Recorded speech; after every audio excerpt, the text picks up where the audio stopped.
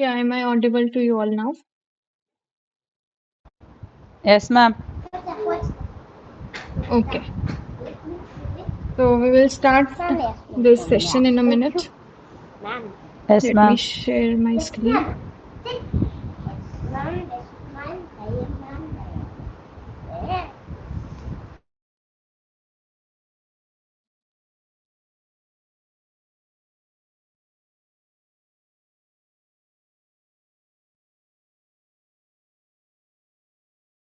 Yeah, so what have we studied in the last or so far in this course? Can somebody brief me just for your recap?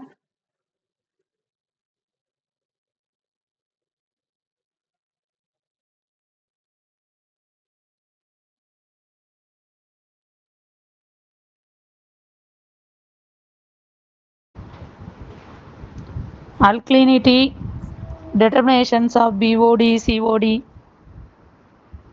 Yeah, correct. THOD, THOD, theoretical oxygen demand.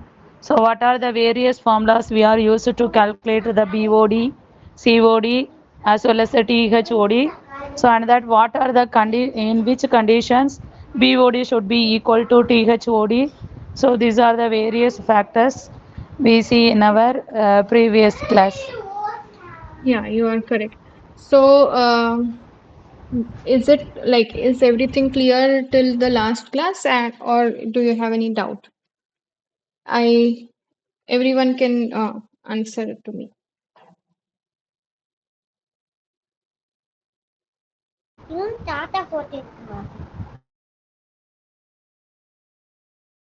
Yes, Rajeshwari, is everything clear?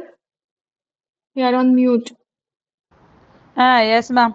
BOD, COD. What are the various formula used to calculate BOD, COD, and the THOD?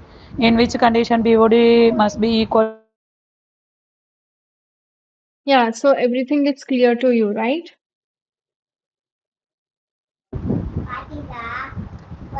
I clear in this topic, ma'am. Okay, okay. So let's move forward then. And today we will be discussing on the week 3 classes. So let's start with what sort of treatment technologies do we have for any wastewater treatment plant? Can you name the steps for wastewater treatment plant? Primary treatment, secondary treatment, as well as the tertiary treatment. Yeah, very In correct. that Primary, primary sec. we Yeah, please go ahead.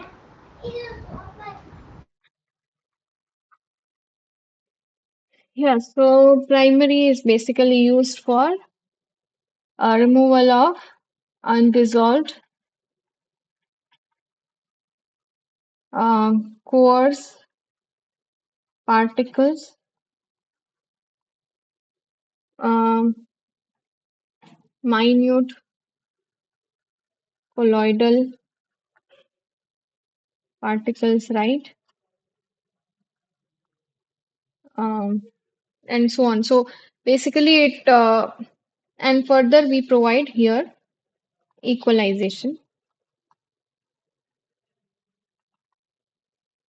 Then secondary treatment is for mainly for the biological, sorry, like it's for the organics through biological treatment.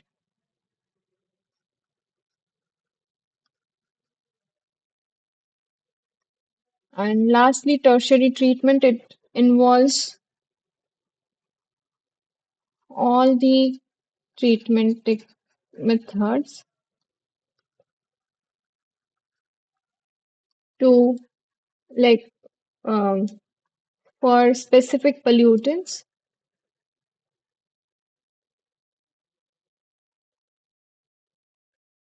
and uh, those are not removed in the uh, above. treatments, right? Yeah, so till this point we had discussed, and we had also discussed that industries may have different pollutant types, different pollutant load, and that is why different treatment methods, treatment strategies they are adopted. But generally, you know, the treatment technologies are the same, just they are used depending on their requirements. So let's see each of these treatment technologies one by one, right?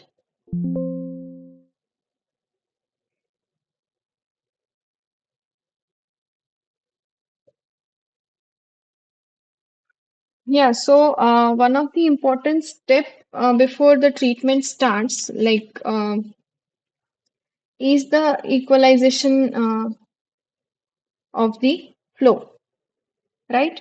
So in industries, you might have, for example, if you have a batch industry, right? So in that case, what happens is the reactors are operated in batch. Also, the amount of pollutants and the type of pollutants which are coming out of those batch reactors, then that can be different every time. Also, for example, if these batch react small scale industries are there and they are sending their wastewater to one CETP, what might happen is the flow rate of wastewater, the volume of wastewater, and the pollutant concentration as well as the load, it might vary every time. However, we cannot like we will only have one design, right? For example, if I am starting a plant, then I will have only one design. Like I need to design a reactor such that um, it includes all sort of variations, right? So still, if I have fluctuations in these flow rate, pollutant load, etc., then it can hamper with the like it can affect the efficiency of the treatment unit, and these sudden shock are not good for the efficiency and for the instrument or the treatment unit, right? So in that case, what we are doing is we provide a basin. Basin is nothing but, there will be a tank in which you will have a small rotation of a pedal. I can show you the image, right? So equalization basin,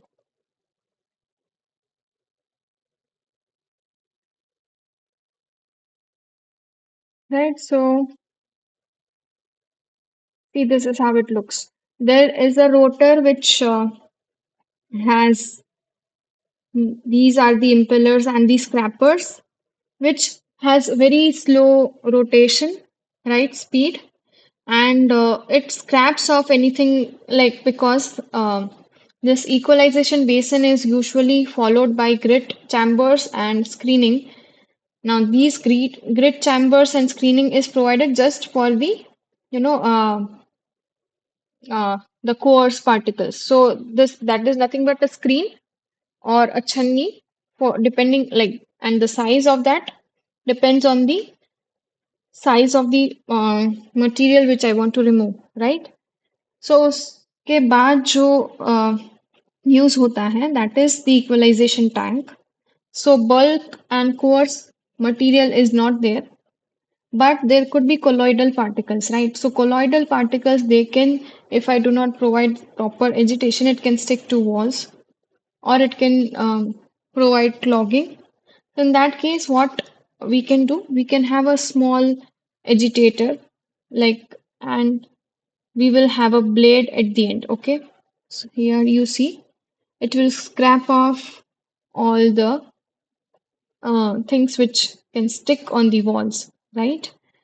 So, what it is used for, it provides the equalization, right, of the flow. So, whatever is the flow coming out, So now all the inlet streams, they go inside this equalization tank, and we have one overflow. So now since all the streams might have different concentration and the flow rate, now the outlet will, there could be multiple inlets, right? So the outlet will have only one flow and one concentration, and the variability reduces, right? So that is where we are reducing the shock to the treatment unit, and hence the efficiency is least affected of the treatment unit, right? So this is how the equalization unit, it helps us in maintaining all the downstream process, right? So here are the advantages. As I mentioned, it improves the performance of the downstream processes, and also like these can downstream processes can include biological process or some sedimentation process, etc. However, the disadvantage can include large land required. Okay, so this large land required because we are incorporating high volumetric flow rates of all the units, right? And for that, the equalization might require large amount of land, and additional cost and maintenance are also, you know, incurred if we are using one additional unit. But it is highly important for the better efficiency of the subsequent treatment units, right? So now, if we talk about the types of equalization tank, then there are two types basically. One is inline and offline. So inline means, as the name suggests, it is along the line of the flow of wastewater. So as the processes go on, first will be screening and grit removal, and like it will have series, the basin is provided in series, right? So in series of this, and whatever the overflow is there, that goes into the treatment unit. However, in the offline equalization tank, we have, for example, your main treatment plant is for 100 meter cube per day. It is designed as per this um, uh, flow rate. So now, if there is a shock, and now the flow rate comes to be 110 meter cube per day. So in this case, there is one extra basin which is provided where the overflow, in case we have higher flow rates, so the overflow goes to that basin such that the inlet of the main treatment plant uh, is 100. So the overflow is diverted into a basin which is known as equalization basin. So we can have the usage of both of these depending on our application. For example, we are using a continuous treatment plant where continuous treatment is occurring, and we can have continuous variation in the load. So in that case, we can choose inline equalization. While where we are having batch systems, and we want to have changes over the period of time, or more uniform wastewater generation is there, but only slight changes after some time. In that case, we can have offline equalization tank. So both of these have their own applications, and depending on that, we use, like majorly this is used for continuous plants, right? So depending on our requirement, we can obviously use them. Now, to design the equalization basin, there are multiple steps, and can somebody tell the steps? which needs to be followed for the equalization design.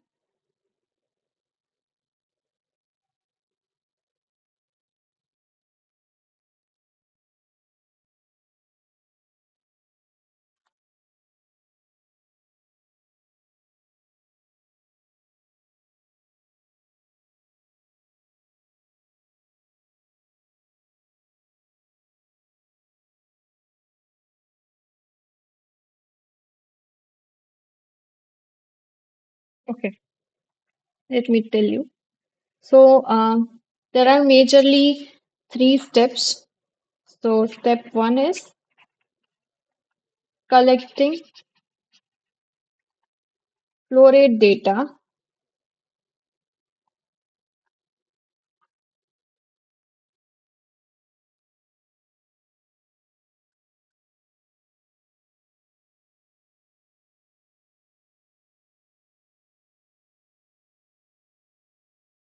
where you will have the data of at what time we have what flow rate, right? So we will have a set of data points including maybe 10, 12 data points ranging entire day or entire like the for example we can have 1 hour variation, 1 hour gap, for example 12 a.m., 1 a.m. to or we can have 2 hours difference also depending on what variation we are observing, and for that particular time we will calculate the flow rates, right? This is step one.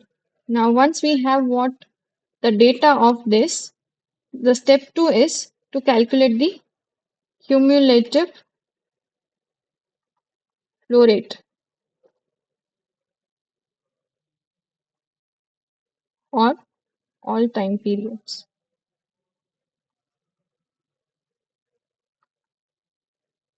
um, yeah, so how do we calculate cumulative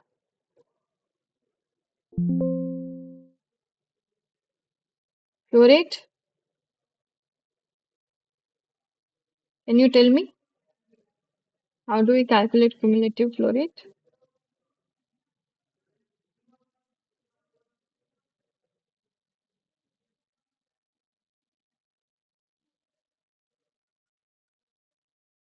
Yes, anyone?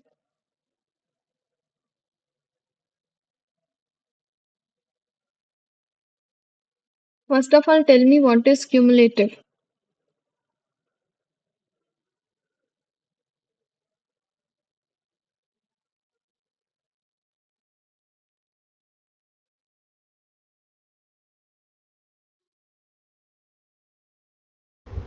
Overall flow rate per day. That is called cumulative. Uh, no, you are slightly confused with the definition. Somebody has written the total volume of fluid that flows through a system over a period of time. Yeah, so correct. For example, if we want to have cumulative flow rate till 1 a.m., so whatever flow rate or whatever volume has uh, passed till this time is the cumulative till this point. So, Rajeshwari, you were also partially correct. So, it depends on the data point also, not or the time point also, not entire time, right? So, we will, for example, here it was 1, it can have some unit meter cube per hour, right? So, it by 1, whatever the amount is passed is 1 meter cube per hour or 1 meter cube, you can say. So, at 1 a.m., you have seen the flow rate to be 2, right? So, by 2 a.m., you can say 1 plus 2 into 1, right? So, the flow rate is 2 into the time will give you the volume passed through that within that time period. which is 3 meter cube. So 1 meter cube passed by this time, 3 meter cube passed by 1 am, right? So now you will plot the data of volume in meter cube or in liters, anything which is mentioned to you depending on the flow rate versus, mm, sorry, it has to be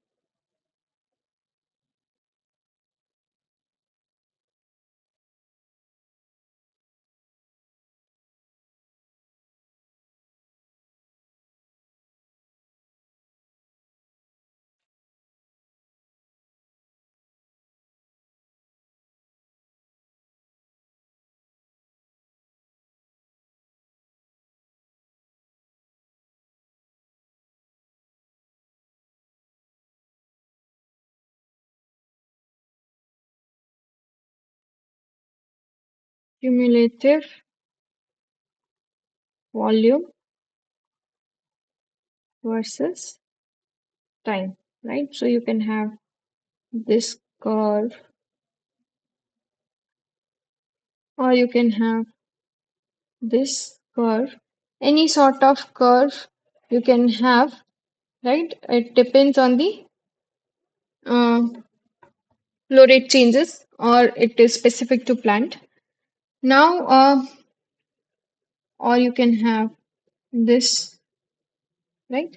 So let's say you have this trend, okay?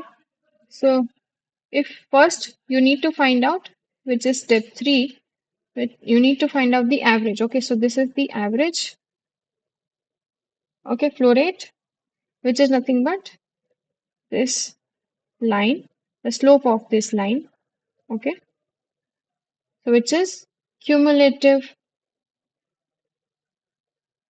volume per unit time. So this is the average flow rate. Just a minute.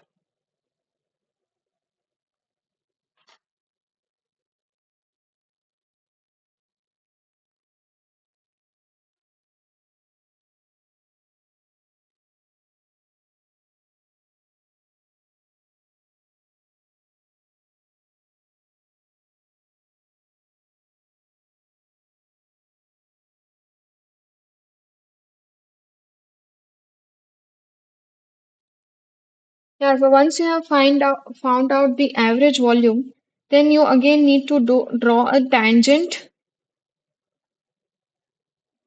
which is parallel to the average flow.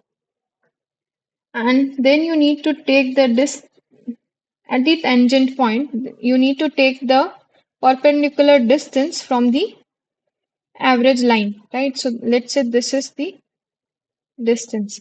So that much distance is nothing but it gives you the value of some volume. Okay. So this volume is required for equalization basin. So this means that you are taking out the average of flow rate and then you are for that average flow rate you are getting taking the volume requirement, right? In case you have some another S-shaped curve, and again this is the average, right?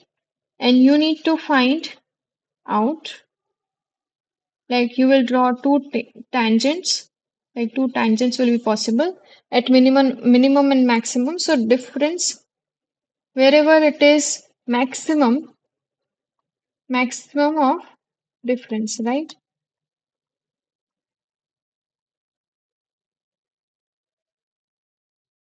So this is the formula for finding out the volume of basin. Is it clear so far? Yes, ma'am. Okay. Yes, ma'am. Now next we will be talking about aeration. Okay, so aeration has multiple application if we talk about wastewater treatment. Then aeration is majorly used for the removal of VOCs, dissolved gases, and removal of certain metals. And further, it is used in biological process, right? So we can have two uh, cases here. So the gases, they pass from um, air, let's say, to the water phase, and from water, the gas or the gases pass to air, right? So this is when we are removing a gaseous pollutant. For example, H2S, right? So dissolved gases include H2S, ammonia, or we add gas to water and whatever the impurities we are removing. So this is usually O2. So here it's biological oxidation process. Then we can have iron removal. Now, do you know how is iron removed by providing aeration to water? Iron is a metal which is in the form of ions, right? It can be Fe2 plus, Fe3 plus, right? So these are ions which are present in water. So how do we, like, what is the mechanism for removal if we do aeration? Do you know?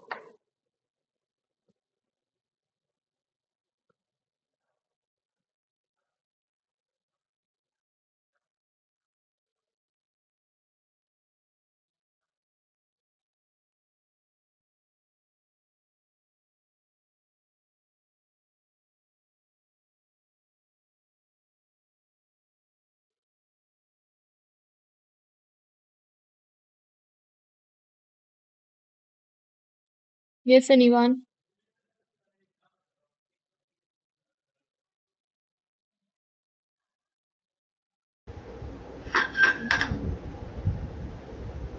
What, like, do you know what is the mechanism for iron removal by aeration?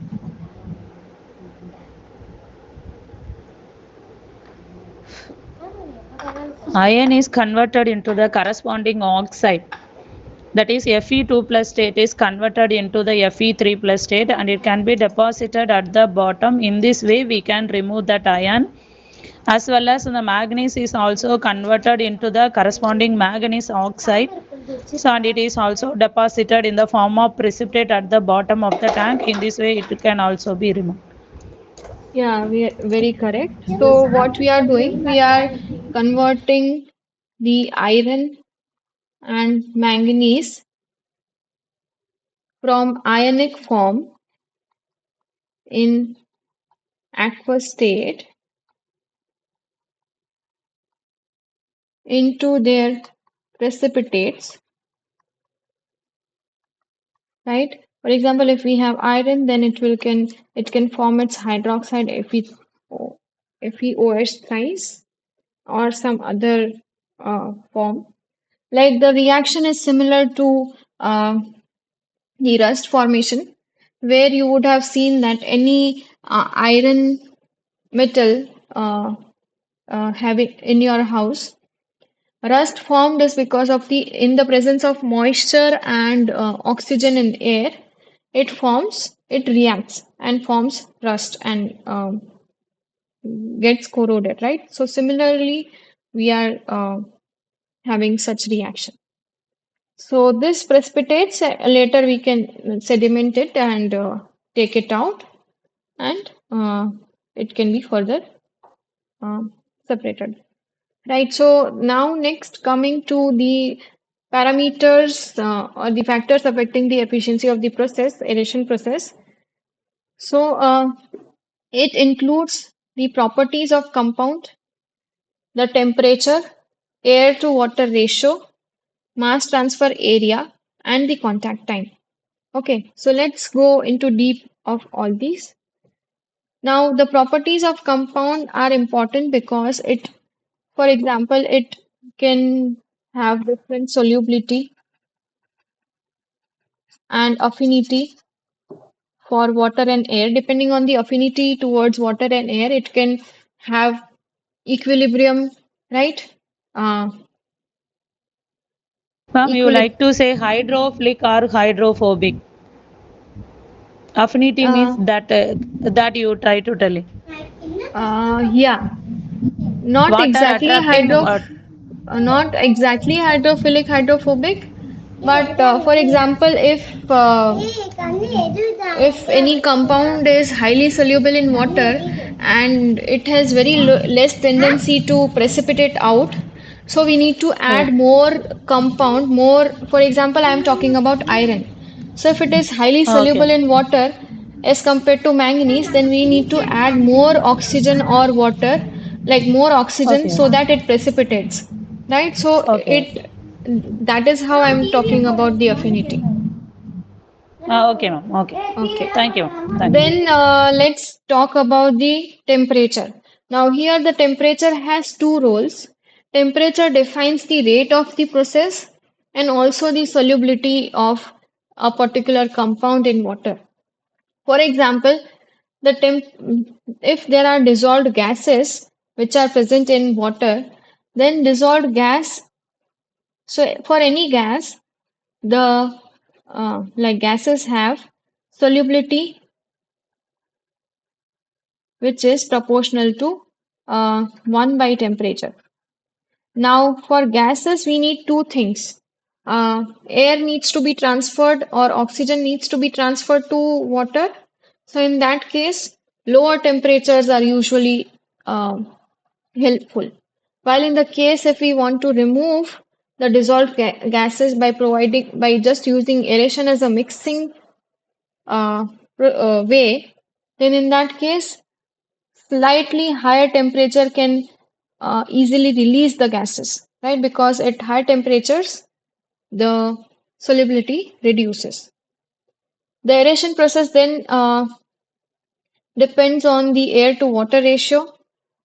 Now, why air to water ratio? Because, for example, if I want to degrade the organics, right, which has certain amount of BOD, which is certain amount of oxygen with, let's say, 200 milligrams per liter is required, like this is the concentration, and the volume required of water is, let's say, like we will need certain air. So this concentration of oxygen we need to maintain in water, and for that we need to pass certain amount of air, right? So that air to water ratio, how much we are providing, that also defines the efficiency, right?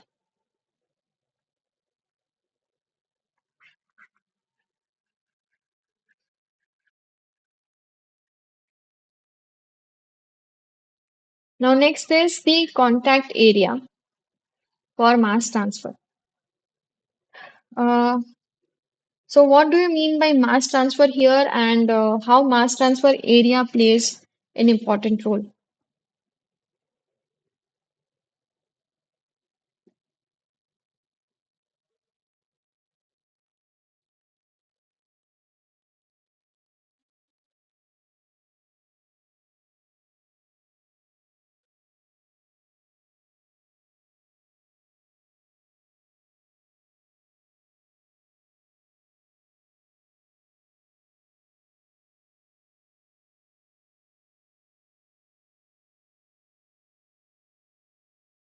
Okay, so mass transfer means diffusion or transfer of any chemical, for example, O2, from one phase to another or same phase. For example, if I give you the simplest example, then I'm adding, let's say this is what pure water, and I'm adding sugar to it. So sugar when like it is solid, when I add it to water, then what happens? It starts dissolving. Okay, so dissolution of sugar is a mass transfer process. Now, let's say if we don't have a solid and liquid, we have two different liquids, for example, water and milk. These are also mass transfer, it includes mass transfer operation because initially it was whole water and it was whole milk, right? So when we mix the molecules of, like to have a complete mixture, molecules of water and milk, they travel and they try to mix. So that is how mass transfer, uh, like that is the definition of mass transfer. So the molecules travel to attain uh, an equilibrium state, right? And this depends on the concentration gradient. Okay, so if we say this water had sugar, and now you keep on adding sugar, more and more sugar, right, to it, so it will have a specific, a certain amount of capability to dissolve it. And also it reaches certain equilibrium. Now that depends on the concentration difference in the water phase and the sugar, right? So that is where the rate of mass transfer and the equilibrium depends, right? Again, if we take the example or take the case of aeration, then let's say the simplest case is wastewater.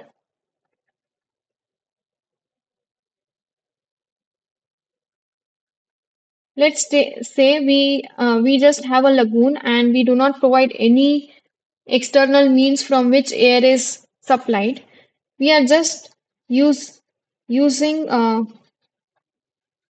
air from the atmosphere. So the oxygen travels from the atmosphere to wastewater, and that depends on the solubility of oxygen in wastewater and what is the existing oxygen concentration in the wastewater, right? For example, the water can have maximum of 8 milligrams per liter for particular case, and it's already 8 milligrams per liter. More oxygen will not travel, right? So it has already attained equilibrium. So hence mass transfer depends on the cross concentration gradient. While if it is 1 ppm and we have atmosphere which is rich in oxygen, then oxygen will travel rapidly, right? So that is how mass transfer means, and more the concentration difference, more will be the rate at which the mass transfer occurs. Now again, this also depends on the area which we are providing. Okay, so let's say we have small and we have big. Okay, so two different compounds we need to consider for mass transfer. So let's say these are sugar powder and these are sugar granules. So obviously sugar powder will dissolve faster as compared to uh, bigger sugar granules. So that is because the mass transfer rate for smaller powder or smaller particles, smaller ions is more because of the higher surface area, and here it will be slow. Okay, so mass transfer depends on the surface area, the contact area between water and the gaseous stream which we are providing, and more the contact area, more will be the rate of mass transfer, more will be the efficiency of mass transfer, right? and more will be the efficiency. So here in our case, let's say we are passing air. This is a wastewater pool, and we are using a diffuser which sprays air bubbles into the wastewater. Now, this air bubble size also, if we zoom in, this is the bubble and which is surrounded by water. So, smaller the bubble, more will be the mass transfer rate because of the more surface area of this bubble, and more will be the this particular efficiency, right? So, we can have multiple parameters also. We can discuss more later, but that is how smaller the bubble size, smaller the liquid droplet size, it will have enhanced rate. But also, for example, if you are diffusing, if you want to prepare small bubbles, you might require more amount of energy. So obviously, you need to optimize. And the last is contact area time, where contact time is how much minimum time you need to provide, or the residence time you need to provide, so that complete and you whatever the expected efficiency is required, you are achieving that efficiency. Okay.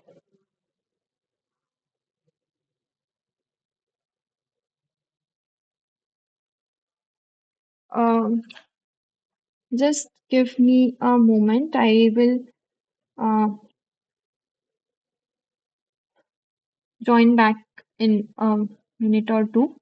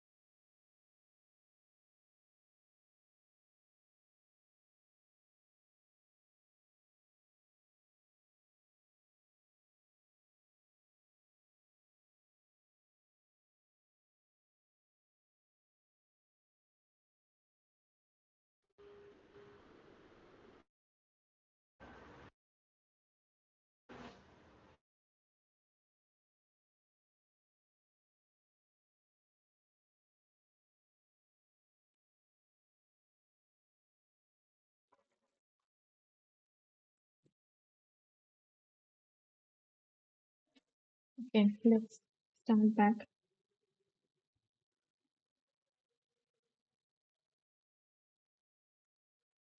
So we were in aeration, as we discussed what factors affect the aeration process. We again need to uh, see, as I had shown you, that for example, the oxygen, if it is transferred from any by any diffuser or from atmosphere, then it depends on the amount of oxygen which is already present and what you are providing. Okay, so for example, if the oxygen is transferring from the outside of atmosphere to the water, then the concentration gradient plays an important role along with the solubility or the existing concentration, right?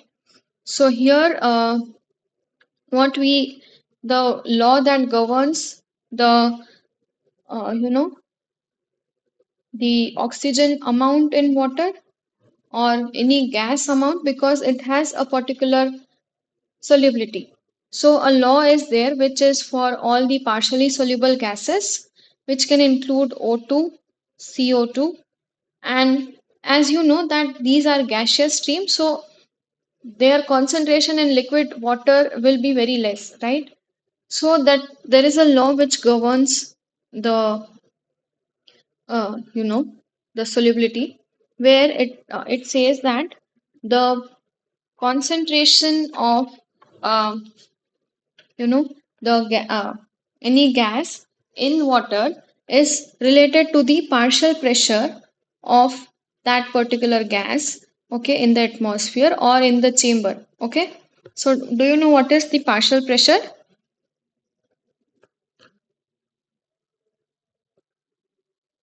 The pressure exerted above the surface of the liquid, that is called the partial pressure. Yeah, you are correct.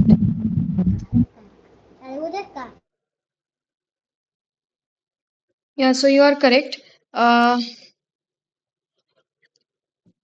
In that case, okay, so more will be the pressure of, or more will be the, so pressure is, partial pressure is sort of a concentration in the gaseous stream, right?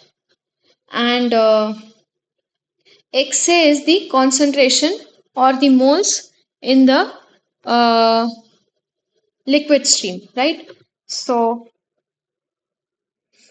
in the atmosphere, we have 21% of oxygen, so that will correspond to the partial pressure. Okay, so 1 atmosphere is the total pressure, so 0.21 atmosphere will be its partial pressure, right? So this is how we calculate partial pressure, is the concentration of oxygen or any gas in the particular atmosphere. Now, in case you have a closed chamber and it is not exposed to air, and let's say you have 2 atmosphere of total gas pressure, and out of which 1 atmosphere is your oxygen, then oxygen, if we are calculating this or using this Henry's law for oxygen, then partial pressure will be 1 atmosphere. So it depends on whether it is closed chamber or open chamber. And for closed chambers, you are using the pressure which is the above gaseous pressure above the volume pool of volume, right, in the above free space. Is it clear?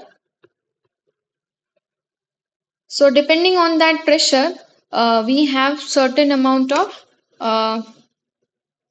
solubility in the, or certain concentration will be found in the liquid phase if it is contacted, which is partial pressure is related to mole fraction in the liquid phase. Now if we are talking about O2, then partial pressure of A in air and partial pressure or mole fraction in of A in water. Now this proportionality is removed by a proportionality constant, which is Henry's constant, and it signifies the solubility of a particular gas in liquid, so which is a constant term. Now here, if you want to replace this Xa in terms of the concentration, what you do, Xa is nothing but mole fraction of A, and mole fraction is nothing but moles of A per unit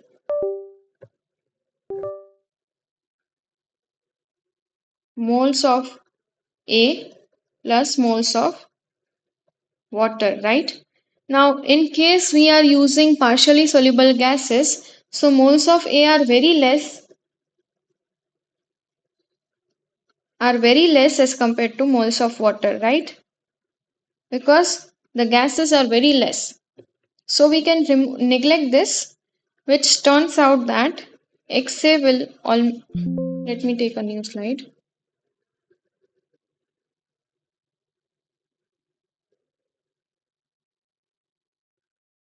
So which means that XA is equals to moles of A upon moles of water. Now moles of A is weight of A per unit molecular weight of A divided by moles of water. Uh, Now this we can expand it as mass of water per unit molecular weight, which is equals to 18, right? Now this mass of water we can if we want to have, then we should relate it with volume, right? Volume of water used, because volume water is a liquid and we usually express it as volume, and the conversion from volume to mass can be obtained by using density, right? So density has what formula? Mass per unit volume, Volume. right? So by using this formula, we are converting this mass into volume, right? So like from the volume we already know we can obtain mass, because density is water of water is already Density into known. volume is equal to mass. So what is the density of water? Can you tell me?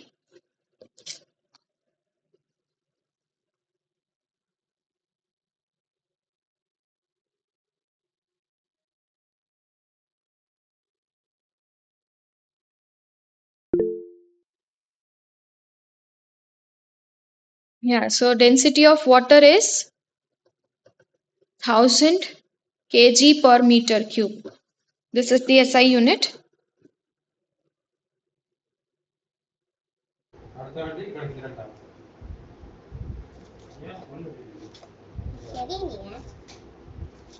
Right? So when we apply this, so mass will be 1000 into volume of Divided by water, right? No, no, it will be multiplied, right? So this from this denominator, it will go into the LHS. So 1000 into density. no, so 1000. So Into density density. is equal to No, no, mass. no, no. Wait. I guess you are getting confused. So density is equals to mass into By upon volume. volume, right? So upon volume. Density we already know, which is 1000 kg per meter cube, which is equals to mass upon volume V. Now we might know volume. Okay, so volume is measurable for water.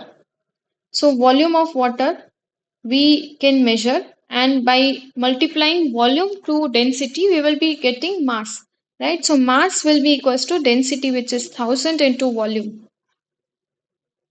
Yeah, correct.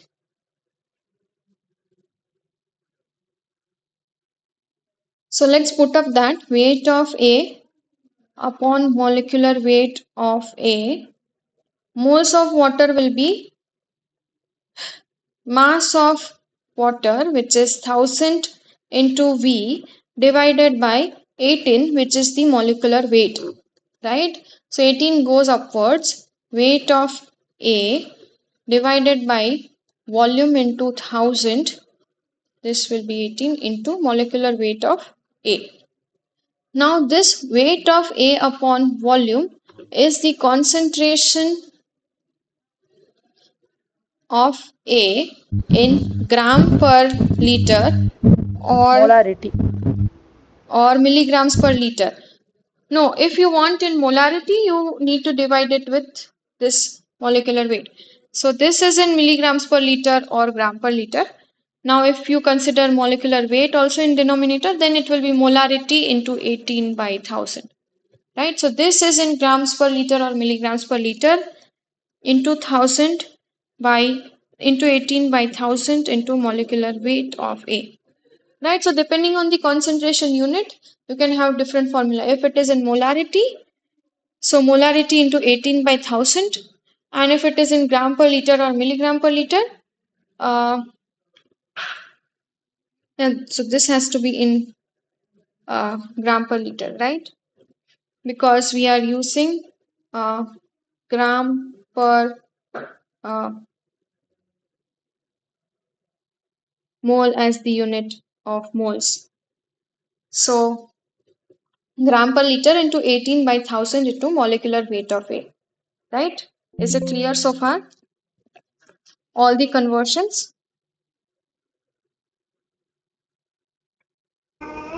Yes, ma'am. Okay. Next is let's discuss one or two questions, numericals based on this. Henry's law. So these are from the lecture only which professor had taught, and in the assignment also we can have one or two numericals. So we know that the partial pressure of oxygen in atmosphere is 0.21 atmosphere, and find the concentration of O2 in water at 20 degrees Celsius and 5 degrees Celsius. Okay, wait a minute, I skipped a bit. Yeah, sorry. So let's discuss first this Henry's constant with respect to temperature. Okay, so since H is a factor which is a sort of measure of the solubility of gas in liquid. So for gases, the solubility decreases with increase in temperature, and it is related uh, to the heat of absorption. And since gas is involved, the R is universal gas constant, and the temperature by this formula, where B is a constant, right, for the particular gas. So here we are given two temperatures. One is 20 degree and another is 5 degree. And the constant values, they change with temperature. And for 20 degrees, you are given this constant, which is H at 20 degrees is 4.3 10 to the power 4 atmosphere, right? Then you need to calculate the concentration of O2 in milligrams per liter of water at 20 degree centigrade. Yeah, so Ca will be equals to the formula we have derived. So Ca, if we put as Into 18 so Pa divided by is H into Xa, and Xa is H into Ca into 18 by 1000 into molecular weight of A. So here the molecular weight is of for O2 it is 32, right? So Ca equals to partial pressure is 0.21, molecular weight of A is 32 into 1000 by 80 into Henry's constant is 4.3 10 to the power 4. Is anything remaining? Yeah. So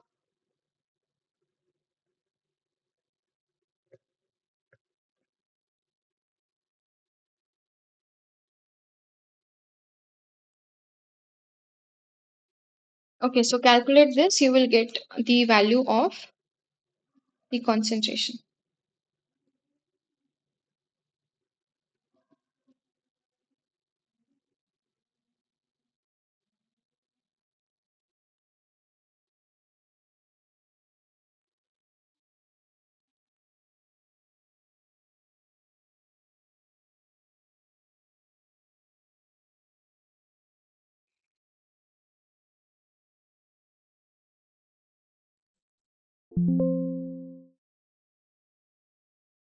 Sorry, I discarded it mistakenly.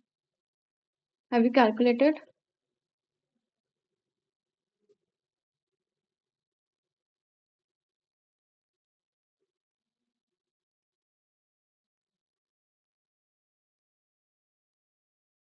So somebody has written in the chat box the density of water as 1000 gram per cc and 1000 gram per liter. So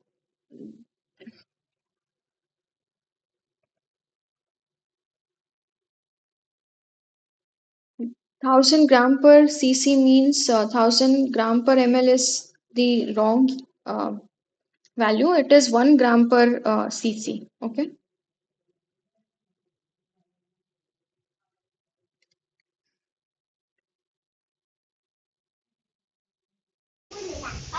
Ma'am, CO2 concentration is 8.6821 milligram per liter. Yeah, you are correct.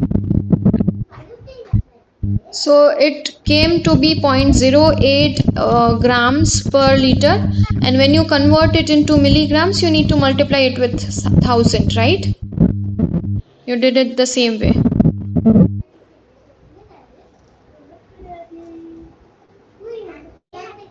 Okay, so next is you need to find out the value of concentration of O2 at 5 degrees. So it was at earlier it was at 20 degree. Now you need to find out at 5 degree. So in that case, you already know the value of H at 20 degree. You need to find out now the value of H at you know uh, 20 degree 5 degrees Celsius. So you will use this formula H log Minus H delta minus delta H by divided RT by plus plus P. B. Yeah. So you put up the values and find out. So T here has to be in Kelvin, right? So Kelvin will be 5 plus 273.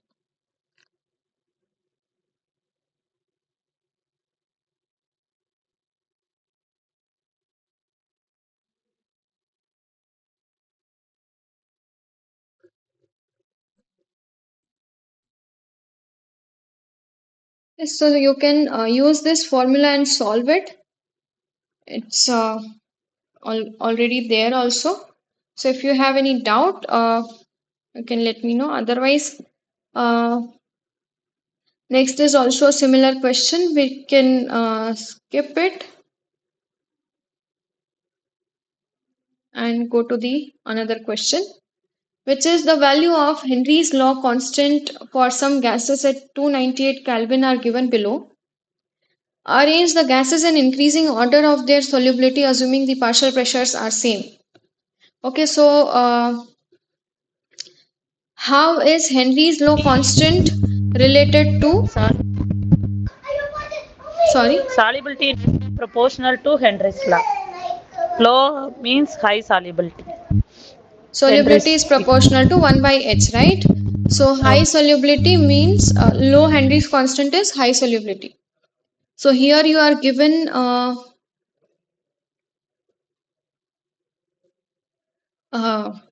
the K H values. So lower the H value, higher will be the solubility. So the minimum solubility is for N because this is the highest. Then it is followed by H2, which is followed by O2 and CO2. Correct?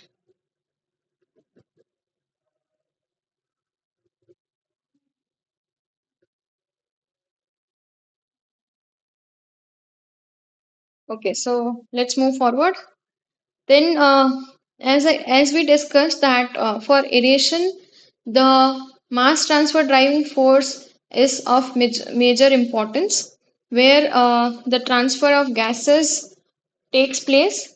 Okay, so let's say if we are providing oxygen for biological oxidation, then oxygen from air phase, or if we are using pure oxygen in that case, from pure oxygen bubble, it needs to transfer from oxygen like from gas phase to liquid phase. So there are here the mass transfer rate, it depends on what? The concentration gradient. And what do you mean by concentration gradient? So for any term gradient, it means, for example, it could be temperature gradient or it could be concentration gradient. Let's say here it is C1, here it is C2. And the distance between two, the perpendicular distance, is at x or delta x. So gradient is nothing but the difference in quantity. For example, if we are talking here about concentration, then delta C, which is equals to C1 minus C2 upon delta X. So it is the difference in quantity per unit distance, okay? So this is delta X as the distance, and the change in concentration per unit distance, that is how we define concentration gradient. Okay, so more the difference in concentration between 2 points, more will be the transfer of mass, okay, from one phase to another. Now there are multiple types of mass transfer resistances which are involved. Okay, so let's take a two-phase system. Okay, so this is a gas phase,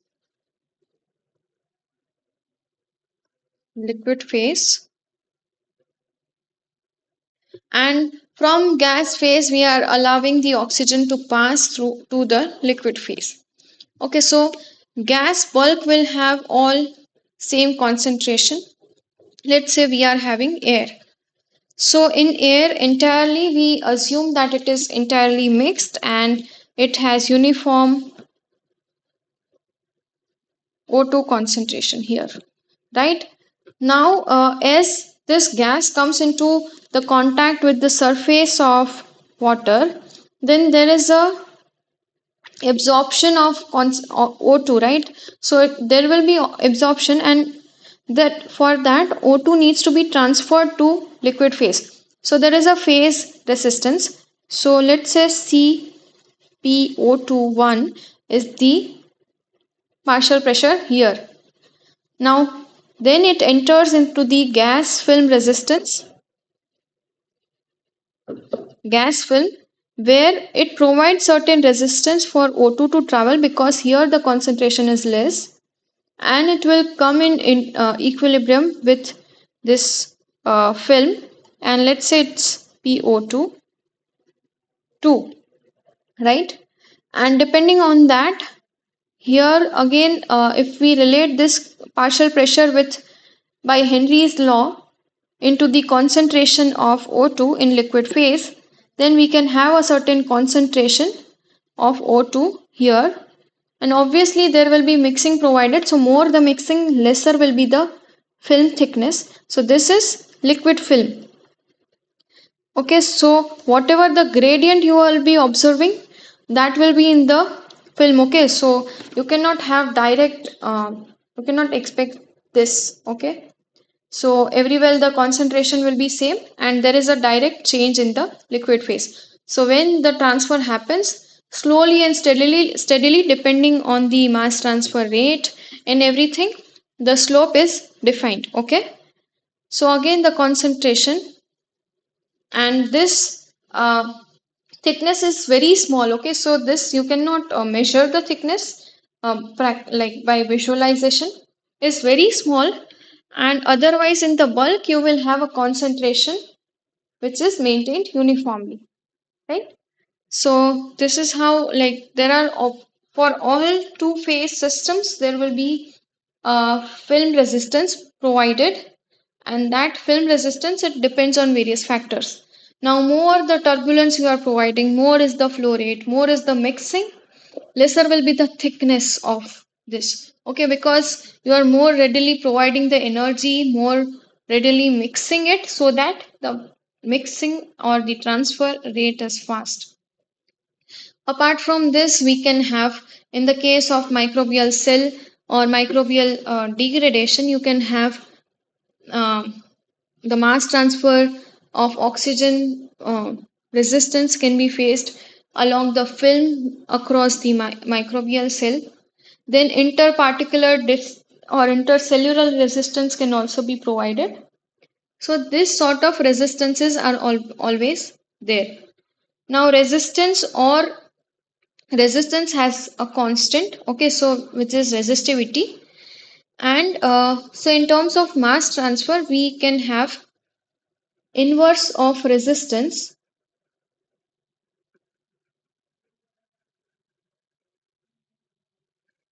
we can get how smoothly the process occurs, or we can say that if the inverse of resistance is, in electrical terms, it is conductivity, then here the inverse of resistance will be the mass transfer coefficient. Okay, so inverse of mass transfer resistance, for mass transfer resistance, it will be mass transfer coefficient. So as the resistance increases, so the transfer will be more difficult. And if we take the inverse of it, so if more resistance is there, we can say that the mass transfer coefficient or the mass transfer rate will be lesser, and vice versa is the case. So what we need? We need mass transfer coefficient to be higher, as high as possible, so that we can have more mass transfer rates.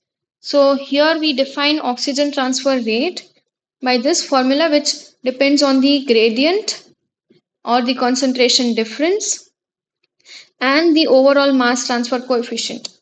Okay, so this is the mass transfer coefficient and the surface area per unit volume for liquid phase and for the gaseous phase. Okay, so for both the phases, the mass transfer rate, the overall mass transfer rate will be same. Okay, but the concentration terminologies will be different, and hence we can have a different notation here and different formulas.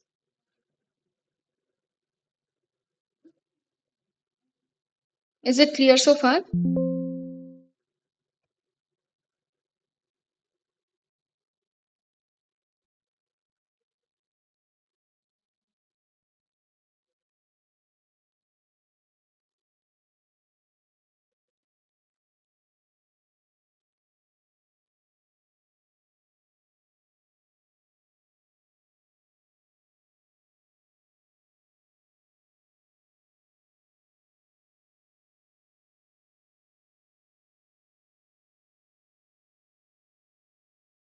So I guess there is a issue with the network.